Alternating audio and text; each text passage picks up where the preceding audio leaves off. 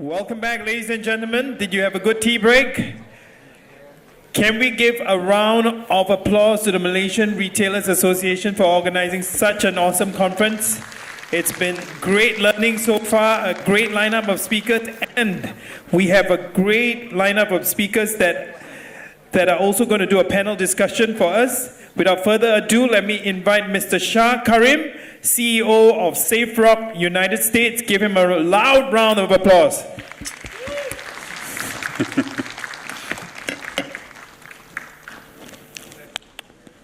Is the mic okay? Yeah. Pleasure to be here, and APRCE and the organizers, thank you for doing such an excellent job. And it's a pleasure to be here in KL and the warmth and hospitality of this place. You know, Bentley, I was able to do 2 out of the 3 handshakes. But the lumberjack I could do, right? The fish I could do. But the third one I think I missed when I was doing that with Michelle.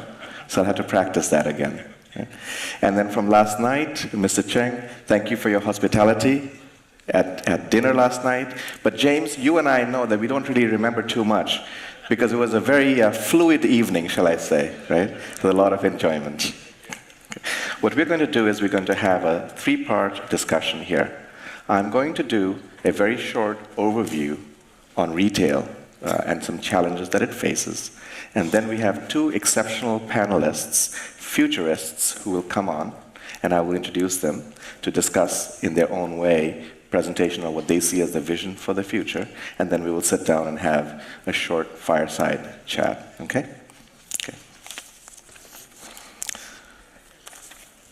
Now, I'm going to be challenged because I have a piece of paper here, I have this control here, and this other one over here. So I have to do a little bit of a juggling act between all of them. Okay, so, you know, I would like to address 3 topics, like I said. How are retailers being challenged? 2, what are best-in-class companies doing? And 3, an example of what lies ahead. Okay, so these are critical times for retail. And changes in consumer behavior are happening more rapidly than the ability of retailers, brands, and companies to respond. These are your internal discussions, and the answers to these questions separate the winners from the losers. Okay? And the overriding theme, as we see it, whether you talk about North America, Europe, or Asia, is how can we improve? Here are some typical questions that may be coming up. Is this the right backpack and color to feature? Are we deep enough in sizes to include this in a communication? What sort of discounts for towels is appropriate? Is the trend peaking or declining? So these are operational issues mixed in with the strategic topics. What we know today in terms of economics, broad economics, the US GDP is $18.6 trillion, Eurozone is 11.9, China is $11.2 trillion, Japan is 4.9 trillion, and the ASEAN region is 2.6 trillion. They are growing, as Michelle presented earlier today, and there is continued growth ahead. In the US, consistently now, in the Thanksgiving period, there are more shoppers online than go to store. Here are some examples of disruptive retail. Amazon Books in the US, you walk in, there's no POS terminal there. You see Prime member prices and not Prime member prices, and then you check out just with your phone being on and walking through. You will see more examples that Chris, I believe, will be having later on as well. This is Whole Foods and Amazon. Whole Foods is a high-end grocery with organic, and what they did was after the acquisition, they put in signs for Whole Foods and Amazon and identified which items were specifically targeted for lower prices and for delivery. This is Sport Check, a Canadian retailer, sports retailer, and the interesting thing, you walk into the store, you have wearables on the outside door, you walk in, you have a pathway, a track that you can go through for shopping purposes, and this is the most interesting part. At the checkout area, this is a checkout, you have community photos by customers who are in the store, who shop in that store, games and other engagement topics from outside, photographs of upcoming events, and then other engagement from the community and discounts by the retailer. So we know there is growth ahead, and we know there is disruption coming.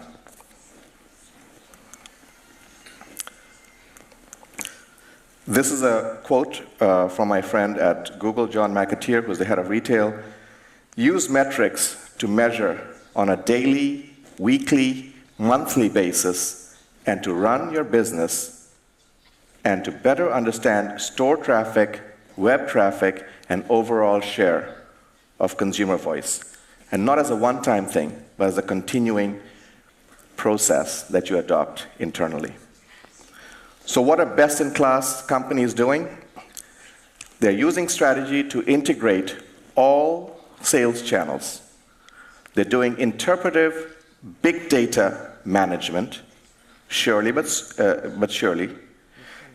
They're doing real-time or close to real-time marketing campaign tactics, and they're doing thorough post-mortem reviews better than before.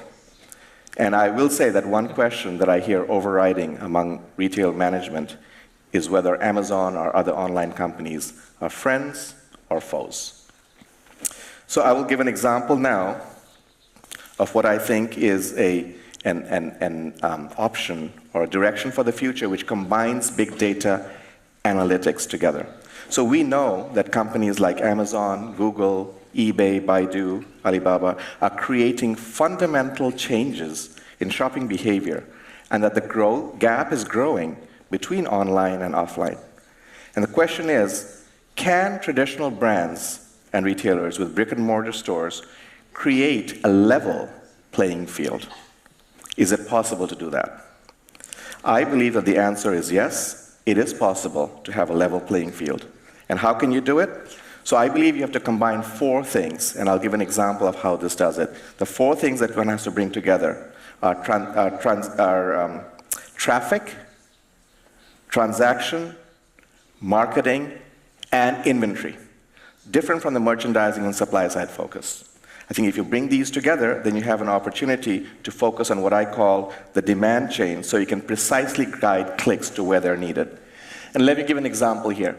So this is a demand curve, as we know, that shifts from time to time, whether it's for a single product or a category, and there's also a supply curve, right? It's very basic economics. The gap between them, demand and supply, indicates when you have too much demand and less supply, that's an opportunity for out of stock. When you have too much supply and not enough demand, that's an opportunity for clearances.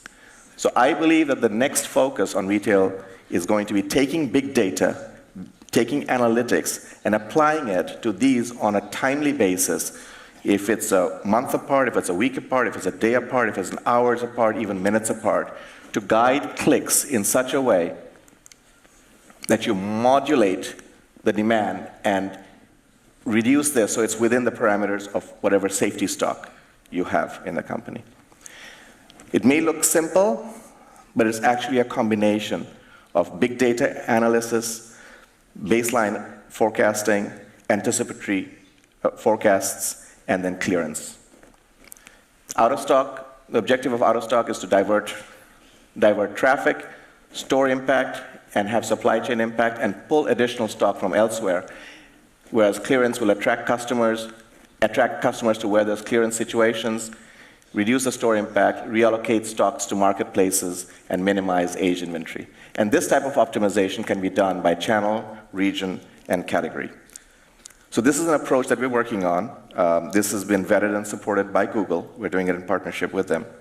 And with this type of a solution, I believe is one of the ways ahead where a brand can, in a systematic and seamless manner, guide traffic to transaction where and when it's needed. So this concludes my overview. Now I would like to invite Chris Sanderson, and then followed by Howard Sanders, to come to the podium. Chris, and let me introduce both of them. Chris is co-founder of the Future Laboratory, one of the world's most renowned future consultancies, with teams based in London, New York, and Melbourne. His clients include Kering Asia, the South Asian Apparel Leaders Forum, Retail Week, Selfridges, M&S, Chanel, and many others. He is a super board member of the British Fashion Council's Fashion Trust, and I'll just give you a 1-minute intro for Howard also. Howard Sanders is a creative and retail thought leader with over 30 years of experience in retail. Howard is a true futurist who helps clients plan for a better future. He advises international clients, including Johnson & Johnson, eBay, L'Occitane, Mothercare, Oracle, and others. So please give a warm welcome to Chris Sanderson.